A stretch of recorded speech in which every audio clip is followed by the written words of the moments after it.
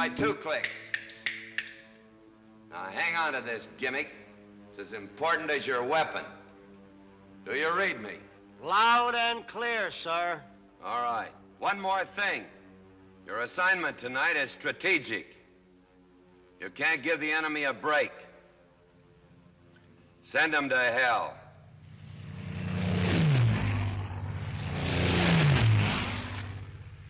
That is all.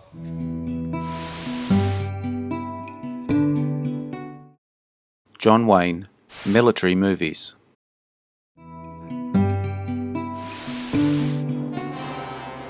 Primarily known for his Western movies, however, Wayne also made many war movies. These are his best. With a will. Wayne was a Hollywood icon, so dominating he defined 2 American film genres, Westerns and war films. Few approach the charisma and screen presence of Wayne, the embodiment of America and masculinity for nearly 50 years. Of more than 150 films Wayne made in his career, just over a dozen of them were war films. He remains a war movie icon, as most of these films were hits and classic movies that still stand out all these years after his death. Today we will take a look at the best war films from the Duke. If you like this video, take a look at my channel for many more. The link is in the description. Apologies as always for any mispronunciation of names.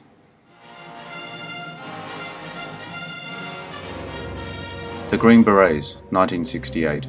One of his most controversial films. The Green Berets was an attempt to change public opinion about the Vietnam War. However, Wayne took the same approach to the Vietnam War as he did to his World War II films. But that didn't fly in an America where public opinion was already against the war, following the Tet Offensive and news of war atrocities. Wayne, who co-directed the film, took a heavy-handed patriotic approach to the story, but critics ravaged the film for his attempt to take the high moral ground. Operation Pacific, 1951. From the director George Wagner, has John Wayne playing the XO of an American submarine when tragedy strikes the crew. Racked with guilt, Wayne must pull it together when faced with a dangerous mission. This may not be the most realistic submarine movie, however it's entertaining. Wayne and good friend, Ward Bond, playing the sub-captain, have great chemistry as usual, having made 23 films together, including The Searchers and The Quiet Man. They are joined by Patricia Neal as Wayne's love interest in the film. Critics didn't like the film, but it's a crowd pleaser that's still worth watching.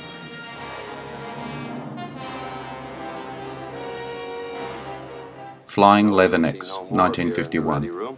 Wayne and sometimes co-star Robert Ryan play Marine pilots in Flying Leathernecks.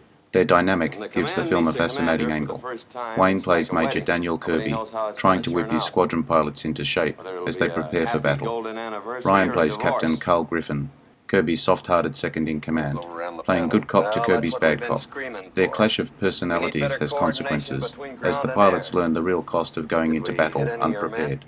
The film is one of 2 John Wayne films produced by Howard Hughes Production Company, with the other being Jet Pilot. Highlighting Hughes' fascination with aviation, Wayne is on record as saying Jet Pilot was his worst movie. Back to Bataan, 1945, a fantastic, untraditional World War II film, with Wayne playing a colonel organising a guerrilla resistance in the Philippines after the Japanese invaded. Wayne stars with Anthony Quinn, playing a Filipino native helping to organise the locals against the Japanese. Lawrence Tierney appears in a supporting role. This film is a favourite with World War II film fans. The movie was filmed near the end of the war. General Douglas MacArthur famously took back the Philippines while production was still going, requiring changes to the film's story.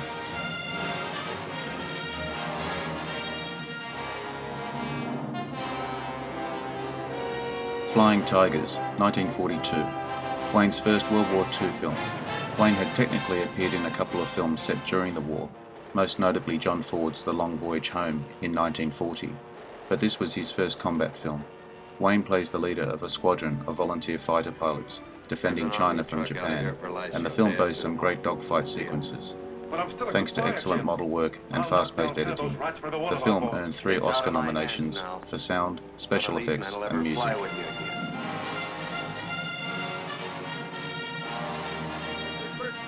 The Longest Day, 1962. Some don't consider The Longest Day a John Wayne film, as they call his role a cameo.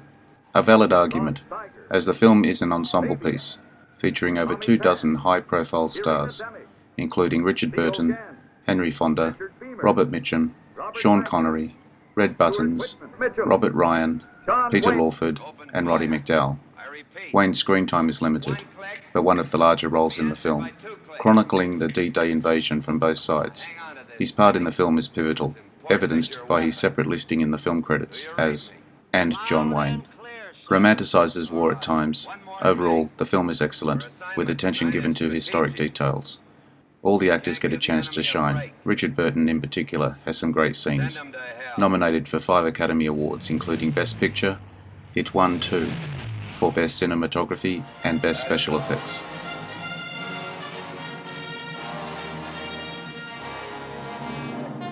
In Harm's Way, 1965, Oscar-nominated director Otto Preminger took on the Pearl Harbor attack in 1965's In Harm's Way. Wayne stars as Captain Rockwell Torrey, who gets his chance at revenge after his ship is attacked at Pearl Harbor. The attack on Pearl, in the film's first act, is an impressive battle sequence with energy and urgency, although some unconvincing model work holds back some of the sea battles. The second act is heavy in melodrama, with everyone from Wayne to co-stars Kirk Douglas and Tom Tyrone getting romantic subplots. The third act features an entertaining naval battle to close the film, nominated for an Oscar for Best Cinematography, and listen for Jerry Goldsmith's impressive score, which is similar to his score for Planet of the Apes 3 years later.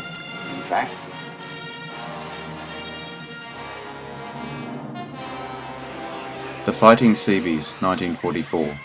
The Fighting Seabees dramatizes the real-life creation of militarized construction crews during World War II. Wayne plays a civilian civil engineer working in the Pacific Theater, whose men cannot carry weapons, endure multiple attacks from Japanese soldiers. He advocates for the creation of construction battalions, Seabees. The film chronicles the early efforts of Seabees as they came to be known, a side of the war rarely depicted in film. The film shows the harsh realities of war, rare for the time. Wayne is suited in a role that requires more character development than the average war film.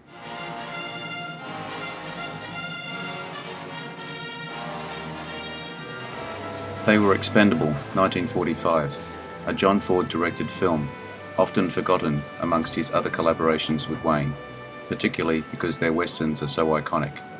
This film, a solemn film, is one in which Wayne is actually billed second to the fantastic Robert Montgomery, playing the PT boat captain in the Pacific. Montgomery himself, who was an actual PT boat commander prior to making the film. They Were Expendable also features one of the most emotional scenes Wayne ever filmed. During a makeshift funeral, after several characters are killed in battle, Wayne, on the verge of tears, delivers a line of poetry favoured by one of the fallen characters. An amazing performance from an actor often known for his stoicism in film.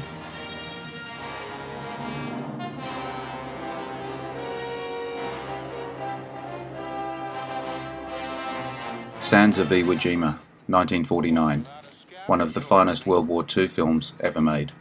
Sands of Iwo Jima has Wayne playing a hard Marine sergeant who is tough on his men, haunted by the memories of past battles.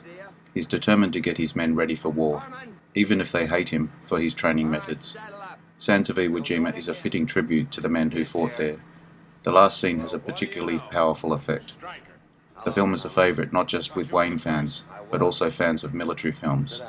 Wayne earned his first Best Actor nomination for the film in 1950, not winning, in which he earned an acting nomination nearly every 10 years. He was nominated again in 1961 for The Alamo, and again in 1970 for True Grit, the role that finally won him the Oscar. Thank you for your time today. I hope you enjoyed the video. I appreciate likes, shares, and subscribers. Don't forget to hit the notification button to get my new videos. Drop me your comments. Bye for now. See you again soon. I told you you'd need this bad someday.